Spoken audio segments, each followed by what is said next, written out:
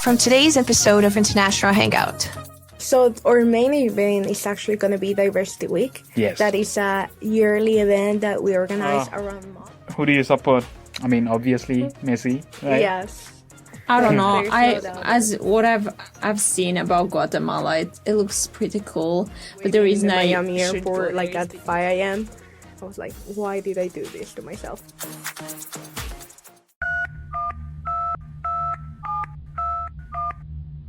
From internationals for the internationals, this is International Hangout.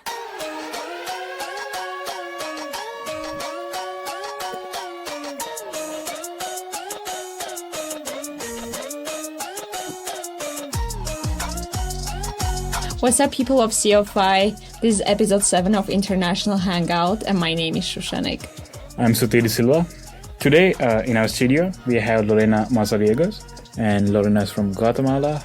She's the Vice President of CDI. CDI is a Council for Diversity and Inclusion, and she has been such a valuable role to our campus. I know personally, she has been involved with a lot of projects on campus, and yeah, I'm just glad we could, she could be our guest.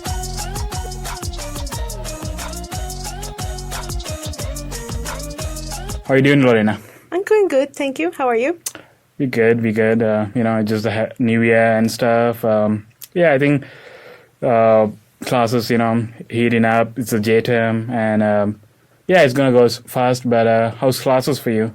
It's going good. I think this is the most relaxed class I have taken so far, yeah. Oh, that's good to hear. For people like me, it's always, we just struggle, and I'm taking two CS classes. How many credits are you taking? Right now, just 3. And what's the class you taking? International Business. National Business. Oh, okay. Fancy stuff. What about you, Sushani? We're doing the same class. Oh, okay. I didn't know. Yeah. You guys have had conversations. Okay. Yep. We can have a lot of stuff to talk about. I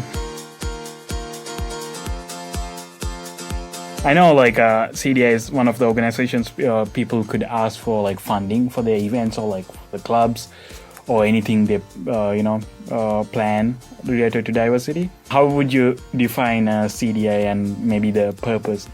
Okay, so technically CDI is one of the few kind of new organization on campus. Mm-hmm. I mean, it has quite some history behind it, but the organization didn't came to be what it is today until 4 years ago when the VPIE position, which is the Vice President of Inclusive Excellence position, was created, and that was assigned to be the president of the council.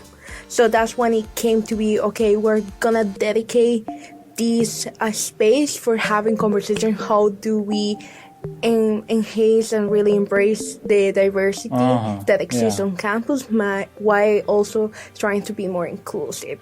So it has been a lot of things because, again, it's quite new, and with each new BPIE kind of has a new, a little bit of a new focus, and we keep growing every year. Yeah. So technically, we can do whatever we want it to be. When it comes to funds, that has also something that has changed over the last couple of years. The council didn't really started with a lot of funds, but then as we saw how that was actually making an impact on campus, Senate decided to increase the funds and that we get allocated every term, and then that got us to what we have today. Probably the main difference is that, again, our funds are for diversity and inclusion. Yeah. So anything that you are requesting funds for that is has to fall under that area. What it falls into that really depends. It can be a lot of things, and at the end of the day, it depends on the whole council decision of what gets approved and what doesn't. Oh yeah. Okay, I think that's a really good explanation of what's the purpose and stuff. Yeah, I mean, I know clubs I'm involved with, they have this, we're supposed to have a CDI representative for each club, right? If they want to ask for funds and stuff. Yeah, I think when people plan their events and stuff, if they feel this event is kind of related to promoting culture, so that's when they could decide, okay, maybe we could ask, funds from CDI and stuff. Is that right? Yes, that's one of the ways you can approach it. So the CDI reps, they do represent their organization, but I kind of wanted them this year to think on themselves a little bit of a diversity and inclusion ambassador. So try to inspire that on campus. Okay. That also be like being involved with doing other stuff as part of the council, not much of the organization, but the council itself too. Okay. I think so. So it's kind of like a CDI ambassador. Like, what's the position again? Is it like a? I mean, the name is literally Council for Diversity and Inclusion Representative. Oh. But this year I asked them to think more of the position as an ambassador rather than just a rep. Oh, okay. Now I get it. So Okay. technically, it's still in what it was established to be, but it has a little more of like, to me, it's a little bit more meaningful way to look at the position and the impact it can have. Also, I feel like it's kind of like, rather than it's been one way, like, they are kind of only representing like whatever the club they supposed to represent. It's also like, okay, they're bringing CDI values to the club, like, kind of going both ways. Okay. Yeah, because we also have positions that are not part of any club, but we have class representatives. So they are supposed to represent the whole years of all the sophomore class, the junior class, the senior class. Heard about this. Yeah. So these positions are to fill the needs of all the clubs that are not part as an official like seat on the council, but they still have access to CDI. Okay. Wow. I mean, I remember I saw this email in my freshman year or whatever, at least. I mean, the tradition of like class representative had been there, right? Like since I think Ahmed is like one of the representatives. I know that in our year at least. Yeah. So it's just amazing, like how there's an organization, there's a totally dedicated to like to promote diversity and kind of help out clubs or individuals who want to bring out value to international like backgrounds and like overall culture and like and yeah, what's like one of the maybe favorite events like in your opinion you guys have planned and stuff? I mean, so our main event is actually going to be Diversity Week. Yes. That is a yearly event that we organize around March. The idea is that we have a full week with events organized by the organizations that are part of CDI. So the events, they vary a lot. It will depend on each EC to decide what they want to do. But we have food, swag too. It's a little bit like a de-stress too.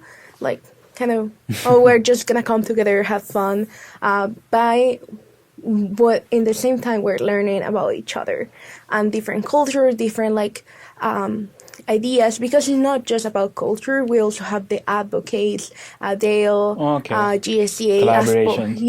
No, they are actually part of the council. Okay. So it's not just lot now. Yeah, it's not just about the culture part, because diversity is way more than that. Yeah, so Dale and advocates, they are also like kind of like branches, or I could call members maybe, like of CDI, like they fall under like the, okay. Yeah, they have a seat too. Oh, so like they have representative. Yeah. Oh, damn, okay. They have a seat as ISO, as ALAS, as ASA. They also have a seat there.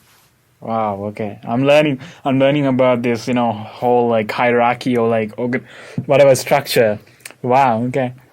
I mean, I think some people, at least maybe people like me, I was kind of focusing on Senate structure, but I think it's good to learn about like CDI structure. I think CDI is like, I heard that through a conversation we had, just you guys have you guys funding more than Senate itself sometimes?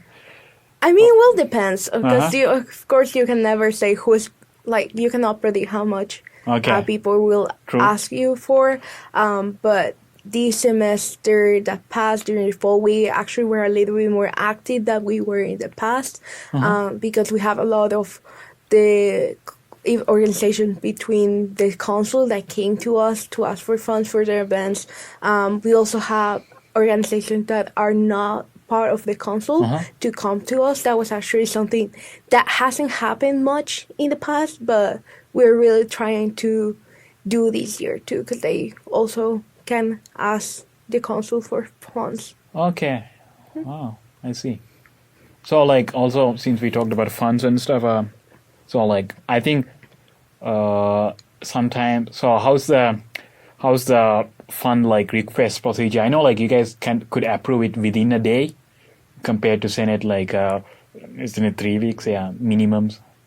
Yeah, so because we're really new, we don't have that Senate structure, but we did change from what it used to be last year. Last year it was a little bit less complicated. I would say I probably complicated the process a little bit, but I just make it so it's more transparent and more like straightforward. So you will need one of the CDI reps, especially if you go through the class reps, because that's one of the main purpose. So you have Ahmed for class of 2025, Camila's class of 2024, and Astrid's class of 2026. So you will go to them. And with them you will fill out the form. You can find the form under the CDI part of the student government Canvas page. So you will fill out the form.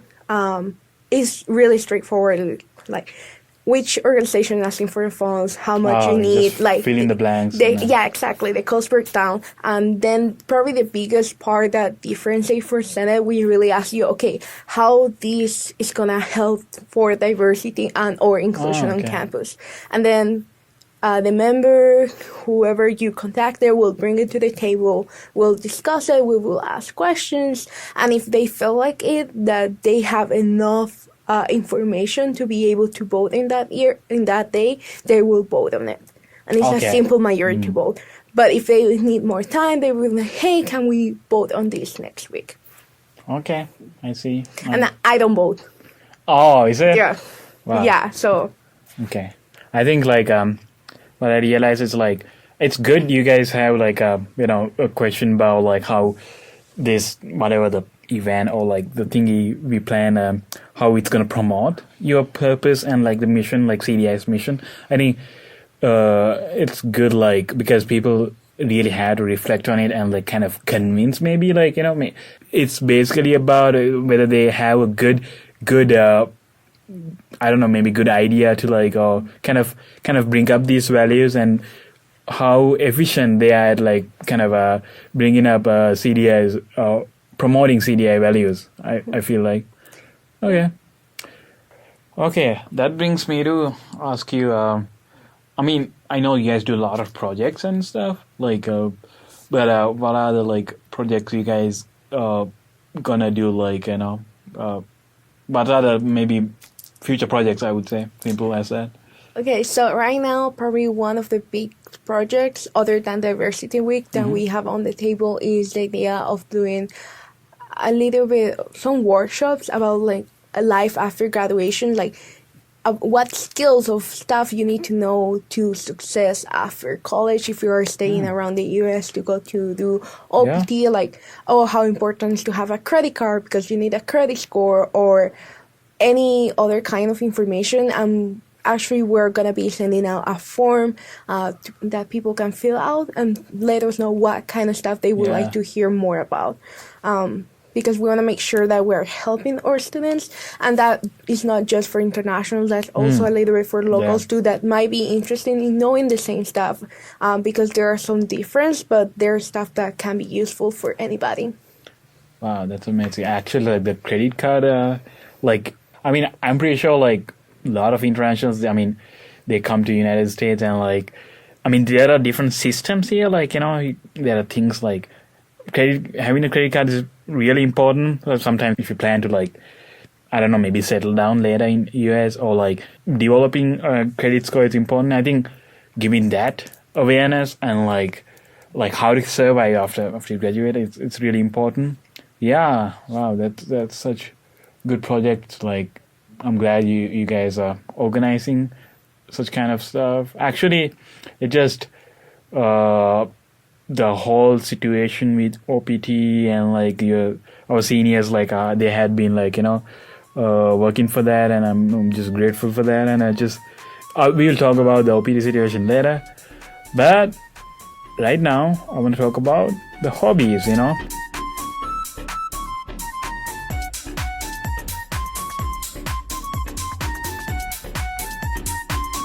I know like you're busy and all, like, but I'm pretty sure might be doing some might have some interesting hobbies. And I know like you're into reading and stuff. What type of stuff you read? A little bit of everything. A little bit of everything. I'll say I'm a cliche person. I like romance. It's a good, easy reading that I can do at any time. But I also like reading like series that go into like dystopic scenarios or like really good stories, like the Dan Brown books that talk about like there's some conspiracy somewhere. The Hunger Games. Hunger Games? Yeah, I did read that.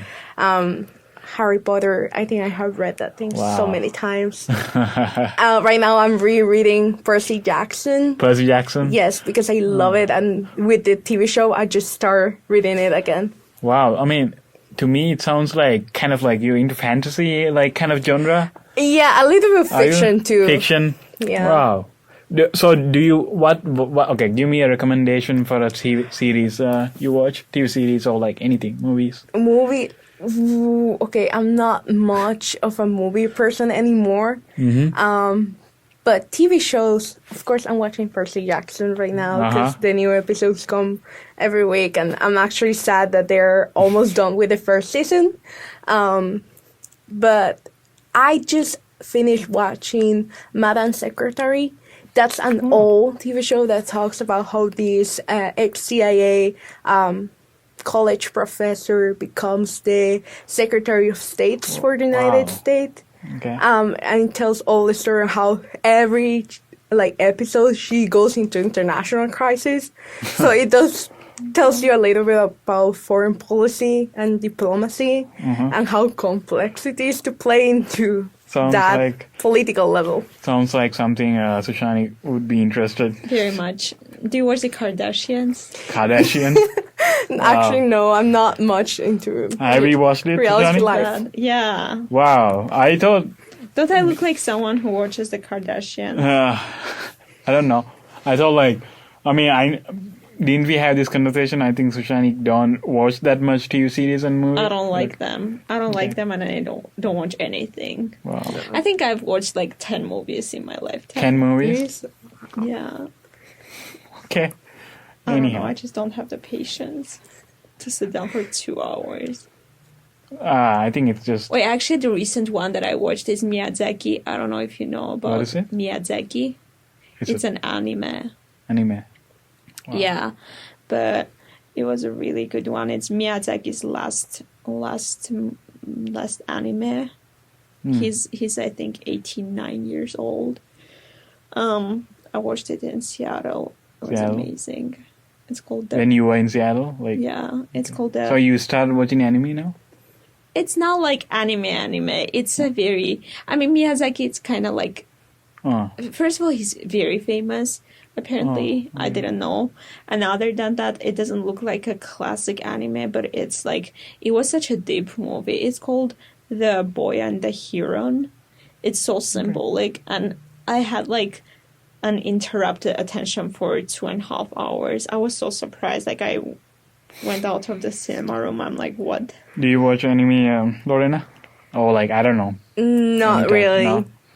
Not your cup of tea, okay? No. I think for me, I might have watched Naruto. Like, I know it has like so many episodes, like 700 of them, and I had this friend who used to watch it. But yeah, do you watch any sports though? I do love soccer. Soccer. Yeah. Football. Yeah, actually, there's football. Who do you support? I mean, obviously Messi, right? Yes. There's no doubt there. Wow. Have you been to any football matches? Like, have you watched, like, in person? Like, I have back home, not much in the last couple of years. I'm gonna be honest, I thought about going to one of the Messi Inter the Miami games, and I was really unlucky that they were not playing when I was in Florida. So that's something in the bucket list for the future. Hopefully before he retires. I know, like, some people didn't like the fact he moved out of Europe and like came to, Major League Soccer and stuff. What do you think? I mean, I know, like, just mixed opinions. What's your opinion on that? I do get why he did it. So I honestly cannot blame it. I actually like him more in Inter de Miami than actually. Wow, that's a totally different opinion. In the French team. PSG, that's it. Oh, God. Because he was miserable. They didn't respect him. Yeah. And I got every single winner out of the Argentinian team got like a celebration from their clubs after winning. Messi, it was like a small trophy that he probably threw away. Yeah. And I get they were in France, the ones who were in second, but still, it's like, if he was in Barcelona, it would have been so different. But I get why he came to MLS, also for his family. So yeah, I don't blame him. Yeah, I heard different stories. I think with PSG, I heard like just they treated him bad and stuff. Just people, I watch videos about this but when I think of Messi, I think what I could recall is like the time he was in Barcelona. Like, it's just, it's a different vibe. But, soccer, football. We could keep talking about this, I mean, could dedicate the whole episode for that, actually. But, Sushanik? Do I watch soccer? I don't know. I mean, do you? No, I don't.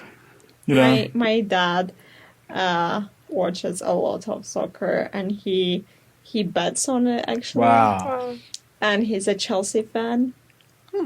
Chelsea? Yeah. Do you know who else is a Chelsea fan? I don't know anything about anything. Soccer. I think, okay, I'm not sure. Saul, like, Saul, right? Like, yeah, oh yeah. I think he is, I actually can't remember who else is, but I think he's a Chelsea fan. Wow. But, yeah, I know there are people on campus. But it's interesting, like, this whole thing. Anyways, people who have no clue about this, sorry about that. But, it's the most popular sport for a reason. But, do you have anything else to add? Or what do you, Sushani?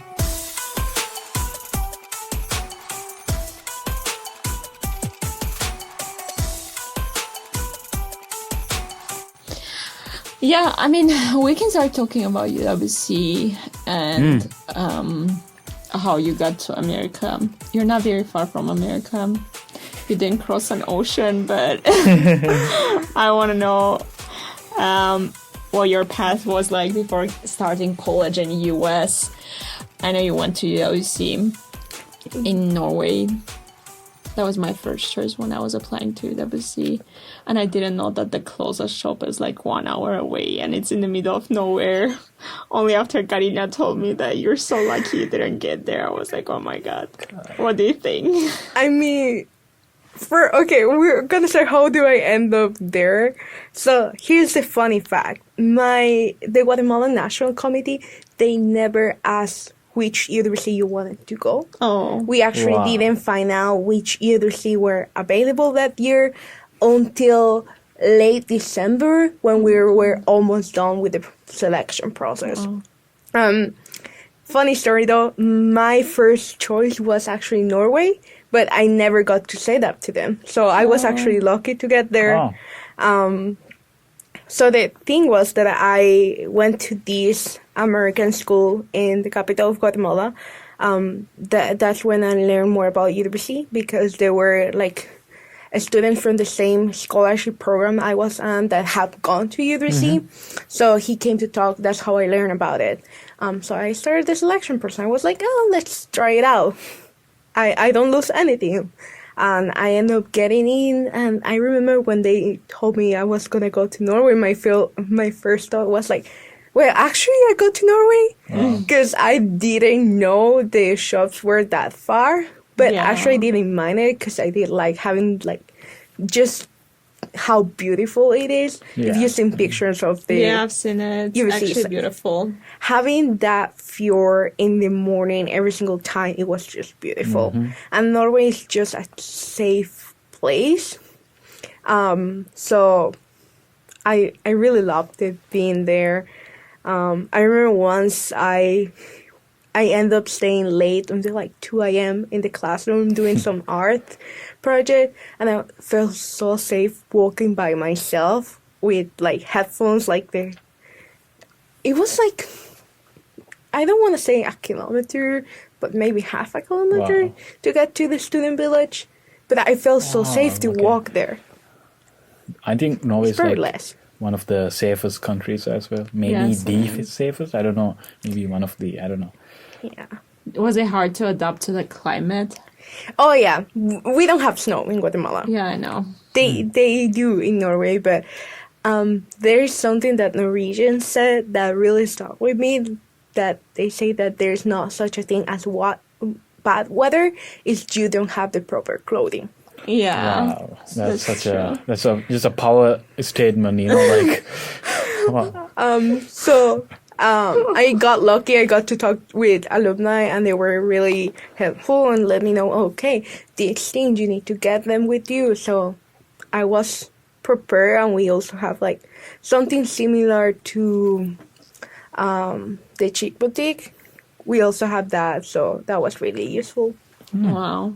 Are people very different? I think people are. Like, Northern Europeans are definitely, like, they have, I don't know. They're definitely, like, they have colder temper than, like, Latino. I'm talking about, okay. No. I mean, probably, but they were really nice. I actually had a host family, and when COVID hit, that was my second year in university, right? So I got stuck in Norway. And the school needed to close for the summer because despite the pandemic, they still need to do all their summer maintenance. So I actually lived with my host family for a whole month. And they were some of the nicest people I know. No, I'm just saying stereotypes. Stereotyping. Not but they're so kind, though. And a lot of them speak English, so that was an advantage for us.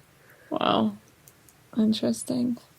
Did you get to learn the Norwegian, like the... I try. I'm not gonna lie. I try. And I could understand it more I could ever speak it. I remember my host that we sometimes forget he was talking to me and he would just start speaking Norwegian, but I will understand what he said. And after he will be like, "Oh, I'm sorry, but you got it." And I was like, "Yeah, but I'm not gonna talk."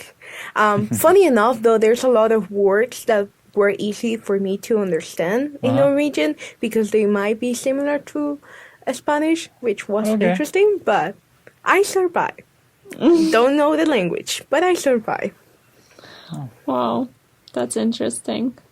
What about Guatemala? I read so many fun facts about it. I mean, you live in Guatemala City? No, I don't. So I live in the close to the Pacific coast. It's like 3.5 hours when there's no traffic and everything is good with the road from the capital. So it's this mid-sized growing city. It's funny because now when I go home, I feel like every single time it's just so much different as what it used to be. Yes, it has changed a lot.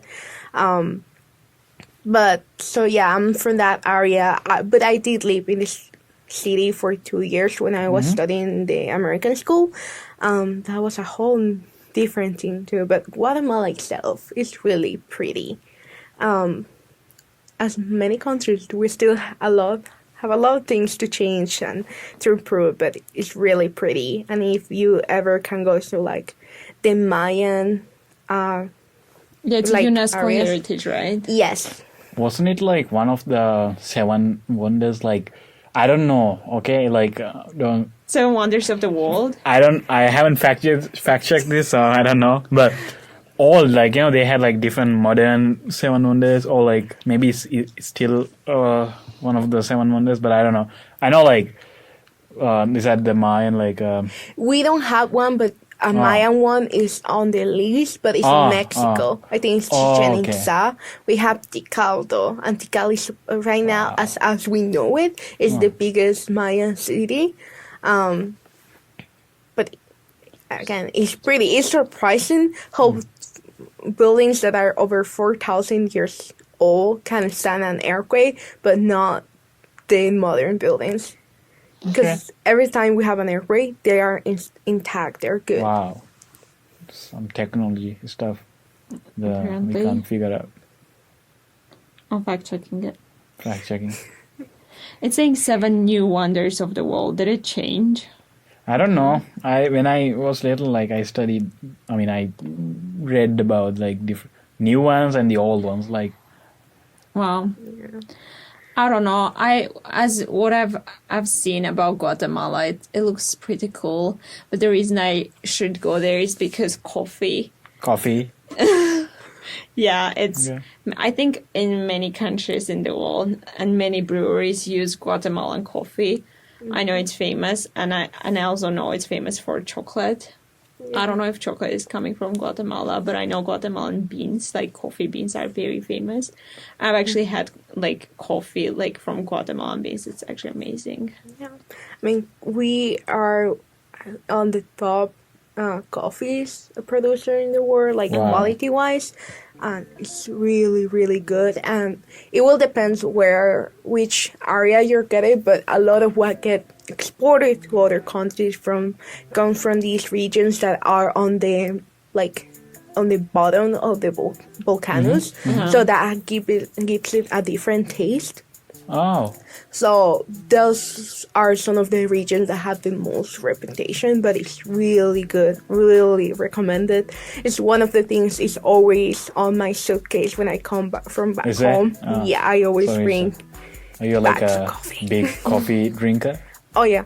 I can drink coffee and I can go to bed like no day because the caffeine in coffee does not do anything to me anymore because I grew up with it and drinking it all the time. Yeah. Actually, if you see me on campus with a blue like bottle, that's coffee.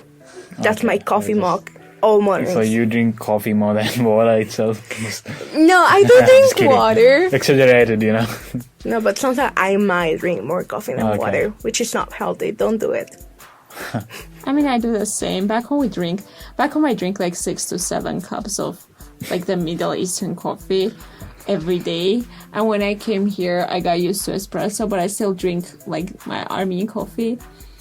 We call it Armenian coffee, but beans are coming from somewhere like Colombia or Guatemala, most probably, right? Everyone is like a Turkish coffee. Armenian. Like, what the hell is Turkish coffee? The beans are not growing in Turkey. I just don't understand. Anyways. Yeah, by the way, like, since you said something about volcanoes, like, you guys have, like, volcanoes, like, active volcanoes? Oh, yeah. We actually have, is it like 37 volcanoes in like this little tiny country in the Pacific. That's insane. And 3 of them are active volcanoes. The reason we have that many is because we are in the Circle of Fire of the Pacific. If you don't know, the Circle of Fire is this area that is where the tectonic plates meet. So that creates the volcanoes. I have seen some of them going up. There's one that goes every single day between 7 and 8 p.m. No, actually I'm lying. It's 8 a.m. But I have seen 2 of them erupt. It has been devastating for the people. And it's something that you wonder, how does the earth do such things? It's kind of one of those scenes, like, I mean, it's freaking scary, but it's cool to watch from the far. And yes. I know that you can see lava, like flowing lava on site in Guatemala. Yeah. I've read about that. But so I want to ask about your major. So you're doing IPE and business. Yes. Are your plans connected to Guatemala? I really might. I actually am unsure about Guatemala because as many countries, I'm looking at the politics over there. We're gonna have a change of government this Sunday, so in 2 days. This Sunday? This Sunday, and it had been a whole mess this election, so we'll see how that goes.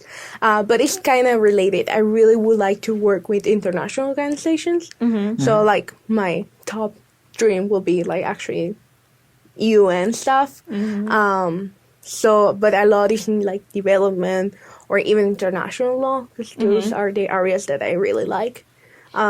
I added business because it's good to know about economics, and corporations play a big role on what the world is and how it functions. So that's why I thought it was a good combination. Yeah. But I don't know. I mean, what do you think are the major issues in Guatemala?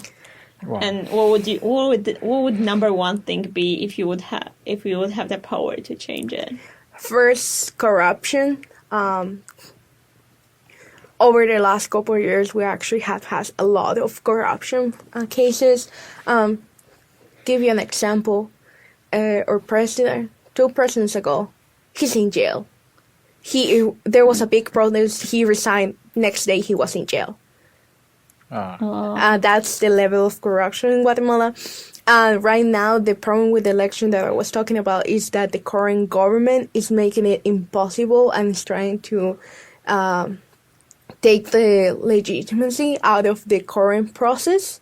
So they actually suspended the party of the president-elect. Because this guy is really like different of what we have had before. Okay. So there's a lot of people who have hope on him. Actually, the polls didn't predict him to win at all. He was expected to be in like 10th place with like 3% of the votes, and then he got 12. So it was a huge like bomb, and he actually had already promised changing some stuff that will not be beneficial to higher up. So, all right, that's the first thing I would change: corruption. Yeah. Or general attorney, that woman. You could maybe replace her. He will. I think he will try. He already say that. The issue, though, or Congress is not making it easier. Oh, I see. So they're changing something to allow her to be in power, even if the president wants to change it. Oh. So that's why I say corruption is a big thing. Yeah, I see. I know that you've been in MUN ever since you came to CofI, or pretty much, yeah. Yeah. I don't count my freshman year because I was actually not that involved, especially because it was online, the conferences. So, do you like UN? Do you like MUN? I do love it. Okay, this is a funny story. When I did Modern UN in UBC, hated it. Did not like it. Then I came here and actually got into like, oh, I actually do like IP. I like BOE classes. That I was like, okay, I'm gonna actually get involved with MUN. And that's how I got to be there. And I've been there since like my sophomore year, really beginning my sophomore year until now. Doing it constantly. Do you think UN is doing what they promised to do? Oh my. Okay, the UN, it has a lot of flaws. A lot of problems about how diplomacy works in reality rather than in what people would expect from it. It has a lot of things that they need to change, especially with bureaucracy. But if you ask me, has it been worth it? Yes. There are programs that have success in the world. But of course, they have failures. I think sometimes people focus a lot on the failures, but they forget to think about the good things that they do. Well, I mean, for me, it's a question whether there are more good things than bad things that the UN does. I think that's fair. I think if I have to quantify it, I don't know how to do it. But I believe that there's something, even a little bit, that can prevent stuff. Will be worth it, but who knows? Maybe. We've been in the same UN class, so I always say absolutist things, but it's fine. I hope. I mean, I'm really not positive about not only UN, but the world overall. And I think, I don't know.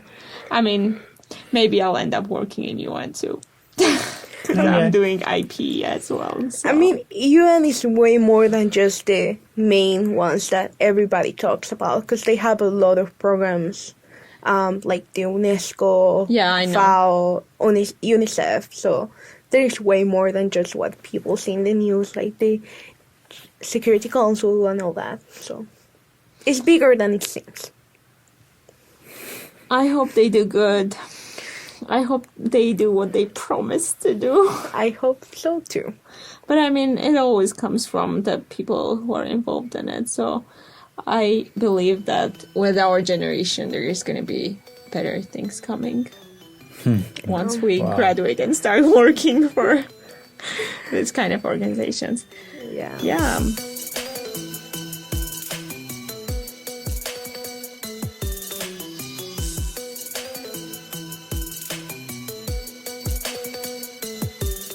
That was interesting. You want to talk about your future plans after graduation? Yeah, go for it. Okay, so at first I wanted to go directly to grad school. Right now I'm actually leaning more on doing OPT first. Just because, grad school, that's when I'm applying, because I'm still applying just so I can start doing it and taking practice. I'm applying to development focused programs, but now I'm really highly considering international law, because Dr. Coleto really started being like, have you think about it? He made me think about it, and I actually being like, well, this is something I actually would like to do, because I really, really enjoy that class I have with him about international law. With Dr. Coleto? Yeah. Yeah, I'm excited to take that class. It's one of the fun ones. Do you have any specific grad school in mind, or like just browsing still? I'm browsing, but I don't have one that I've been like, okay, that program.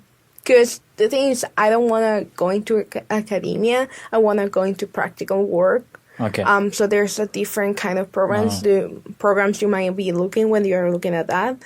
So Notre Dame has one. University of Notre Dame has one that is really about practical. Here's my issue. They don't recommend you to apply as a recent grad. They hope you will wait at least 1 or 2 years for you to apply. So you have some experience in the field and they know you're committed with the work. Okay. So they want you to kind of have like the experience in the, maybe in the industry or like the field first. Okay. Yeah, and that's a problem with a lot of grad school in this area, that they ask you for experience. So now you cannot even just go to study without experience, which is interesting. Well, I mean, I kind of understand, because jumping to grad school right after bachelor's is, I don't know, unless you're not like a medical student or something, why are you doing it right after? I know that for internationals, it may be harder because what are you going to do after OPT? Like, regarding visa and stuff like that, but at the same time I understand why they would want you to have like real experience, because that's like knowing that you actually want to do grad school in that specific field. How are you going to know if you don't do that in practice actually? Yeah, that's true. That's actually why I was like, okay, probably OPT is one of the ones I should be focusing to. But at the same time, I'm not just focusing on the U.S. It has never been my goal to stay here. So, like that. I actually did not consider. U.S. was not my first choice when thinking about college. Okay. But when we got into the pandemic, I was like, okay, U.S. would be. Yeah. Kind of circumstances like change and stuff. Yeah. Also, my mom after the pandemic she really wanted me to be closer to home. So I'm still a couple 100 miles away, but at least I'm in the same continent. What's the like flight hours like? How for Guatemala? Yeah. I think it takes like 7 hours. No. That will be lucky. Really? Because it will depend. I think like if you are on one almost direct fly, because you need to do a connection no matter what. Actually? Oh. Yeah. There's no direct flight flight from here to Guatemala, so you will have to go one to the big airports. I usually do like Dallas to Guatemala, so that will be two planes. Okay. It's like 3-4 hours each. But the time in the airports, that Like changed. it's just like layovers, like that's what's making it like taking so much time. Otherwise, like actual flight hours, I think like is it how long is like actual flight hours without layovers? Without layovers, it can be like 8-9 hours, depending Not again bad, which airport you're going. Unless you do what I did, that you book your ticket too late, so you have to take one that takes forever to get home. I took 24 hours. What? Yeah, 24 hours to get home from here to Guatemala. Never doing it again. It's crazy. Wow. It takes me half of that to get to Armenia, which is like crossing the ocean. That was what usually took me to go from Guatemala to Norway. So I also was like, what I was thinking when I was waiting in the Miami airport, like at 5 a.m. I was like, why did I do this to myself? Yeah. Wow. God. It's an interesting journey. 24 hours.